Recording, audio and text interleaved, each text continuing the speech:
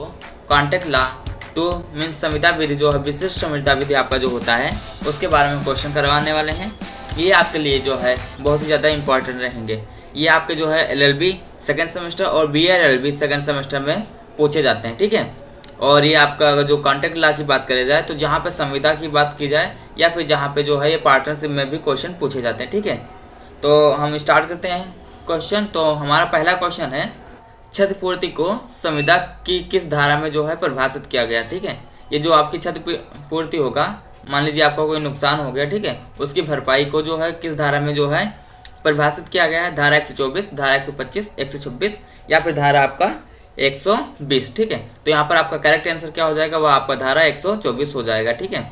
अगला आपका क्वेश्चन, प्रत्याभूत की संविदा का अर्थ किस धारा में बताया गया है, ठीक है। प्रत्याभूत को जो है इंग्लिश में क्या गारंटी कहते हैं, ठीक है।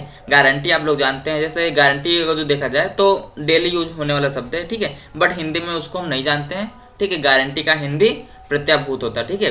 तो प्रत्याभूत की संविदा का अर्थ किस धारा में बताया गया, ठीक है, मीन्स तो यहाँ पे धारा 128, धारा 126, धारा 130 या फिर धारा इनमें से कोई नहीं, ठीक है। तो यहाँ पर आपको जो है प्रत्याभूत को जो है धारा 126 में बताया गया, ठीक है। प्रत्याभूत की संविदा को धारा 126 में बताया गया है, ठीक है। अगला आपका क्वेश्चन, कौन सा कथन यहाँ पे सही है, ठीक है। प्रत्याभूत की संविदा में दो पक्षकार होना आवश्यक होते हैं। प्रत्याभूत की संविदा के मूल ऋणी का होना आवश्यक है। या फिर अगला आपका ऑप्शन, प्रत्याभूत की संविदा का उद्देश्य ऋणी को सुरक्षा प्रदान करना है। कालवर्जित ऋण के संबंध में भी प्रत्याभूत की संविदा की जा सकती है, ठीक है। तो यहाँ पर आपके ऑप्शन जो है दिए गए हैं, बट यहाँ पर आपका एक ऑप्शन सही है, वो आपका सही ऑप्शन आपका बी है, ठीक है। अगला आपका क्वेश्चन, प्रतिभूय का दायित्व, ठीक है, मूल ऋणी के दायित्व के समविस्तरणी होता है, ठीक है।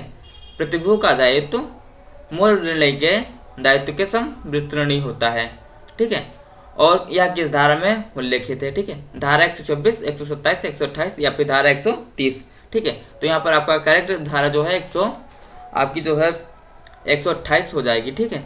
अगला आपका क्वेश्चन, चलत प्रत्याभूत किस धारा में परिभाषित किया गया, ठीक है। चलत प्रत्याभूत मीन्स जो चलत को जो है इंग्लिश में मूवेबल कहते हैं, ठीक है, मूवेबल, ठीक है, ठीक है। ये चलत ये हो गया इसकी इंग्लिश। और प्रत्याभूत आप लोग जानते हैं कि गारंटी हो गया, प्रत्याभूत को गारंटी, ठीक है। इसको किस धारा में परिभाषित किया गया, ठीक है। तो यहाँ पर धारा आपकी जो है धारा 129 में इसको परिभाषित किया गया, ठीक है। धारा 129 में इसको परिभाषित किया गया। अगला आपका क्वेश्चन, कौन सा कथन सही है, ठीक है।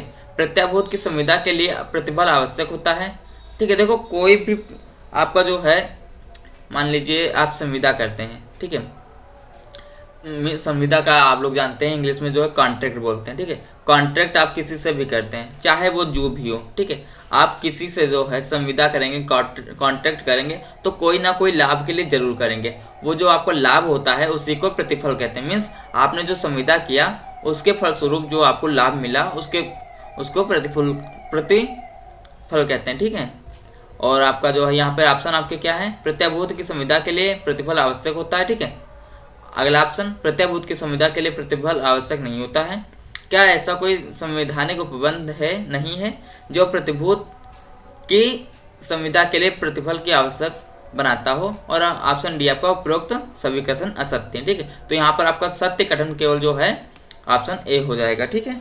अगला आपका क्वेश्चन, एक एजेंसी अपरिवर्तनीय है, ठीक है, जहाँ एजेंसी का अधिकार ब्याज के साथ युग्मित है, जहाँ एजेंट के व्यक्तिगत दायित्व वहन किया जाता है। ऑप्शन सी आपका दोनों ए और बी।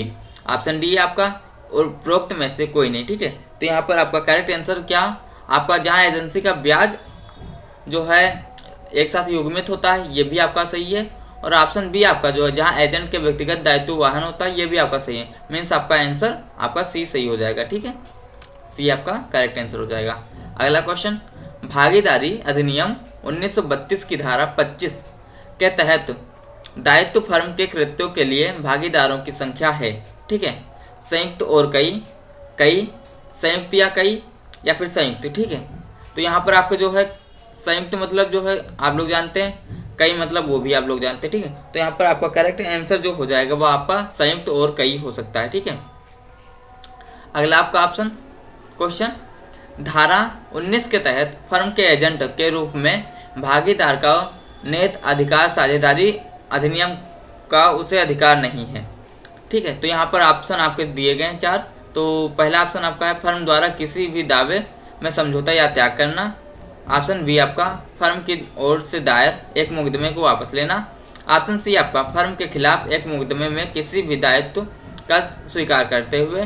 और ऑप्शन डी आपका ये सभी, ठीक है। तो यहाँ पर आपका जो करेक्ट आंसर हो जाएगा वह आपका ये सभी हो जाएगा, ठीक है। यहाँ पर आपका चारों ऑप्शन सही हो जाएंगे, ठीक है। अगला आपका क्वेश्चन, भारतीय भागीदारी अधिनियम means Indian contract law act, Indian contract act की निम्नलिखित में से कौन सी धारा प्रत्येक भागीदार को एक एजेंट के अधिकार के साथ प्रदान करता है, ठीक है। तो यहाँ पर आपके ऑप्शन है धारा 17, धारा 19, धारा 18 या धारा 20, ठीक है। तो यहाँ पर आपका करेक्ट जो धारा हो जाएगी वह धारा 19 हो जाएगा, ठीक है। अगला आपका क्वेश्चन, जब एक नाबालिग जिसे पार्टनरशिप के लाभों में भर्ती कराया गया था वह आवश्यकता की आयु प्राप्त करने पर भागीदार बन जाता है, उसका व्यक्तिगत दायित्व से शुरू होता है, ठीक है। ऑप्शन आपके साझेदारी के लाभ के लिए, उसके पहले प्रवेश तारीख की तारीख से। ऑप्शन बी आपका बहुमत की तारीख अगर वह साझेदारी में जारी रहता है। ऑप्शन सी सभी भागीदारों द्वारा निर्धारित तारीख। और ऑप्शन डी आपका साझेदारी में केवल उसकी संपत्ति या योगदान ही सूचीबद्ध है, ठीक है। तो यहाँ पर आपके जो ऑप्शन हो जाएंगे वह आपका जो है केवल पहला ऑप्शन आपका सही हो जाएगा, साझेदारी के लाभ के लिए उसके पहले प्रवेश की तारीख, ठीक है। अगला आपका क्वेश्चन, निम्नलिखित में से जो के संबंध में सही कथन है, ठीक है। यहाँ पर आपके पॉइंट होगा कि सही संबंध है एक साथी का सेवानिवृत्त, ठीक है। एक साथी अन्य सभी भागीदारों की सहमत से सेवानिवृत्त हो सकता है। एक भागीदार एक एक्सप्रेस समझौते के अनुसार सेवानिवृत्त हो सकता है, ठीक है। ऑप्शन सी आपका एक साथी किसी अन्य साथी की सहमत से सेवानिवृत्त हो सकता है। ऑप्शन डी आपका जहां साझेदारी इच्छा पर है एक साथी देकर सेवानिवृत्त हो सकता है, अन्य सभी भागीदारों को उनके सेवानिवृत्त होने के इरादे से लिखित जो सूचना देना होगा, ठीक है। तो यहाँ पर आपका ये ऑप्शन है। तो यहाँ पर आपको जो करेक्ट ऑप्शन देखा जाए तो आपका ऑप्शन करेक्ट आंसर यहाँ पे, एक मिनट,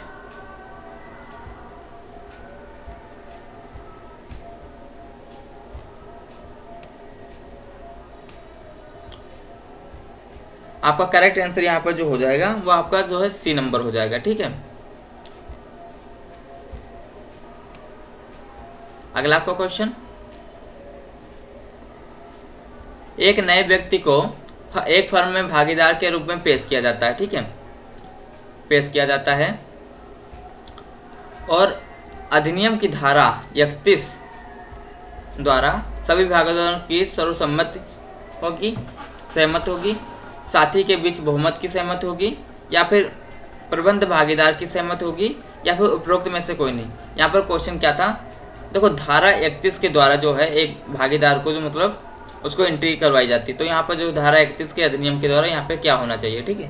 तो यहाँ पर आपका करेक्ट आंसर जो हो जाएगा वो आपका सभी भागीदारों की जो है सर्वसम्मत से सहमत होनी चाहिए, ठीक है। अगला आपका क्वेश्चन, निम्नलिखित में से किस मामले में एक भागीदार का होना बंद कर सकता है, ठीक है, फर्म के विघटन के बिना भागीदारी, ठीक है। तो यहाँ पर आपका जो ऑप्शन है सेवानिवृत्त, दिवाला, मौत या ये सभी, ठीक है। तो यहाँ पर 14 का आपका जो सही आंसर हो जाएगा वो आपका जो है ये सभी हो जाएगा। यहाँ पर क्वेश्चन क्या है, देखो आप क्वेश्चन यहाँ पे थोड़ा देख लीजिएगा, निम्नलिखित में से किस मामले में एक भागीदार एक होना बंद कर सकता है, फर्म के विघटन या बिना भागीदार, ठीक है। एक भागीदार का जो है वह फर्म को विघटित कर सकता है, ठीक है, या विघटन कर सकता है, ठीक है। कैसे, अगर जो यहाँ पे चारों कोई भी चीज़ हो जाती है, ठीक है, मान लीजिए मौत हो जाती है तब भी जो है विघटन कर सकता है, दिवाला मतलब अगर जो दिवालिया घोषित कर दिया जाएगा तब भी, या फिर सेवानिवृत्त हो जाए तब भी हो सकता है, ठीक है। अगला आपका option question, Indian partnership act 1932 के तहत जहां पार्टनरशिप है वसीयत में एक साथी रास्ता सेवानिवृत्त अपना इरादा व्यक्त करते हुए मौखिक नोटिस देकर, ठीक है, एक साथी जो है अपना जो है सेवानिवृत्त कैसे हो सकता है, ठीक है, तो वहाँ पे क्या है, अपना इरादा व्यक्त करते हुए मौखिक नोटिस देकर, अपना इरादा व्यक्त करते हुए लिखित नोटिस देकर, या फिर बिना किसी सूचना के, या फिर उपरोक्त में से कोई नहीं, ठीक है। तो यहाँ पर आपका जो करेक्ट आंसर हो जाएगा वो आपका बी हो जाएगा, ठीक है।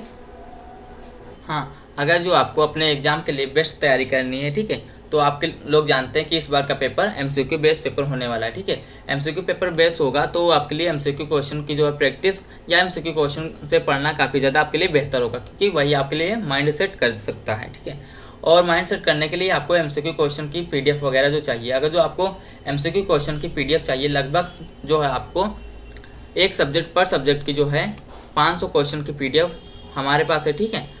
तो आप जो है पीडीएफ के लिए जो है यहाँ पर जो है व्हाट्सएप पे मैसेज कर सकते हैं, या फिर आप इंस्टाग्राम पर भी मैसेज कर सकते हैं, ठीक है। एक सब्जेक्ट की लगभग आपके पास जो है 500 क्वेश्चन की पीडीएफ हम प्रोवाइड करवा सकते हैं, ठीक है।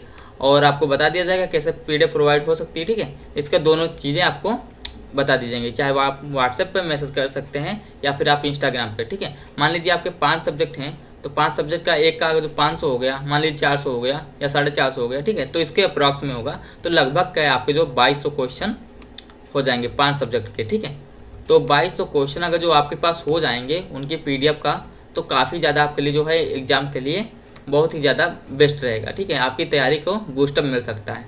और आपको अगर जो पीडीएफ चाहिए तो आप जो है व्हाट्सएप मैसेज कर सकते हैं या फिर आप इंस्टाग्राम पे मैसेज कर सकते हैं, ठीक है। अगला क्वेश्चन, कैवेट इम्पुटर नामक सिद्धांत का वर्णन जो है विक्रय अधिनियम की किस धारा में किया गया? माल मतलब गुड्स, ठीक है, गुड्स विक्रय अधिनियम की किस धारा में किया गया, ठीक है। तो यहाँ पर धारा 14, धारा 16, धारा 28 या फिर धारा 10, ठीक है। तो यहाँ पर आपका जो करेक्ट आंसर हो जाएगा वो आपका धारा 16 हो जाएगा, ठीक है। अगला आपका क्वेश्चन, संपत्ति तब संक्रांत होती है जब उसका संक्रांत होना आश्रित हो, ठीक है, ऐसा किस धारा में वर्णित है, ठीक है। तो यहाँ पे ऑप्शन है धारा 19, धारा 17, धारा 29 या धारा 20, ठीक है। तो यहाँ पर करेक्ट आंसर आपका क्या हो जाएगा, वह आपका जो धारा 19 हो जाएगा, ठीक है। आपको हम एक वीडियो में जो है जितनी आपकी धाराएं होती, मोस्ट इंपॉर्टेंट धाराएं, वो आपको हम करवाएंगे, चाहे वो आपको इंडियन पार्टनरशिप की हो, ठीक है, चाहे स्पेशल कॉन्ट्रैक्ट लॉ की हो, ठीक है, चाहे आपकी जो है जो भी धाराएं हैं वो आपको हम एक वीडियो में करवाएंगे, ठीक है, सभी धाराएं, ठीक है। अगला आपका क्वेश्चन, ये आपका जो है आपकी जो है आ ने अपने गोदाम में रखा, ठीक है, आ ने एक को अपने गोदाम चावल अपने गोदाम में रखा, ठीक है, 100 टन चावल बा को बेचा और गोदाम की चाबी बा को दे दिया, तो किस प्रकार का परिधान होगा, ठीक है, वास्तविक परिधान, प्रतीकात्मक परिधान, वर्तमानकालिक परिधान या फिर भविष्य लक्ष्य, ठीक है। तो यहाँ पर आपका जो करेक्ट आंसर हो जाएगा वह आपका जो है प्रतीकात्मक परिधान हो जाएगा, ठीक है। अगला आपका क्वेश्चन, क्रेता वह है जो ऑप्शन 1 माल का विक्रय करता है, माल को किसी को सौंपता है, जो माल का क्रय करता है या क्रय करने का करार करता है, या फिर ऑप्शन डी आपका उपरोक्त सभी, ठीक है। तो यहाँ पर आपका जो करेक्ट आंसर हो जाएगा वह आपका जो है ऑप्शन सी आपका हो जाएगा, ठीक है, चाहे वह माल खरीदे, ठीक है, या फिर जो है उसका करार करे, ठीक है। अगला आपका क्वेश्चन, कसूर का तात्पर्य है ऑप्शन 1 कार्य, लोक, कार्य एवं लोक या फिर सदोष कार्य का व्यतिक्रम, ठीक है। तो यहाँ पर आपका जो करेक्ट आंसर हो जाएगा वह आपका डी ऑप्शन सदोष कार्य या व्यतिक्रम हो जाएगा, ठीक है। अगला क्वेश्चन, माल की परिभाषा में निम्नलिखित में से कौन सा सम्मिलित नहीं है? अनुयोजी दावा, उगती फसलें, घास या फिर स्टॉक का अंश, ठीक है। तो यहाँ पर आपका जो करेक्ट आंसर हो जाएगा वह आपका जो है 56 का करेक्ट आंसर आपका घास हो जाएगा, ठीक है। अगला क्वेश्चन, भागीदारी का न्यायालय द्वारा विघटन भागीदारी अधिनियम की किस धारा में वर्णित है? धारा 40, 42, धारा 44 या धारा 41, ठीक है। तो यहाँ पर आपका जो करेक्ट आंसर हो जाएगा वह आपका धारा 44 हो जाएगा, ठीक है। अगला आपका क्वेश्चन, व्यपदेशन का सिद्धांत भागीदारी अधिनियम की किस धारा में वर्णित है? ठीक है, तो यहाँ पर आपका जो करेक्ट आंसर हो जाएगा वह आपका जो है धारा 19 या धारा 25, धारा 28 या उपरोक्त सभी। ठीक है, तो उपरोक्त सभी आप लोग जानते हैं कि व्यपदेशन का सिद्धांत किसी एक धारा में होगा, तो उपरोक्त सभी तो नहीं हो सकता। ठीक है, तो ये आपका ऐसे ही कैंसिल हो गया। ठीक है, अब बचे आपके पास 3 ऑप्शन, तो यहाँ पे धारा आपका 19 सही हो जाएगा। ठीक है, अगला आपका क्वेश्चन,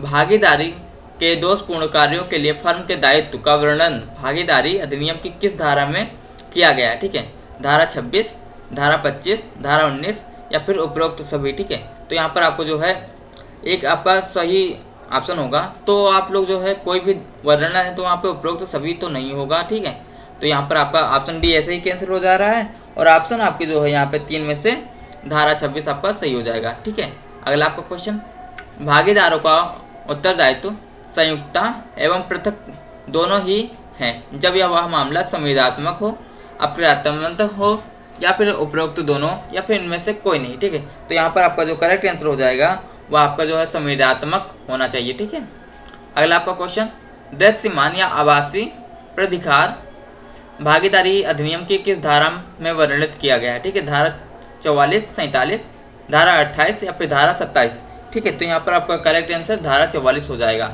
ठीक है, अगला क्वेश्चन, व्यपदेशन के सिद्धांत में संबंधित है। ठीक है, व्यपदेशन का सिद्धांत जो है वह किससे संबंधित है? वह आपका धारा 28 हो जाएगा। ये में भी पहले भी क्वेश्चन था व्यपदेशन का सिद्धांत। ठीक है, वहाँ पे धारा 19 था, ये दूसरा है। ठीक है, अगला आपका क्वेश्चन, गुडविल से क्या अभिप्राय है? ठीक है, आपका गुडविल से क्या अभिप्राय है?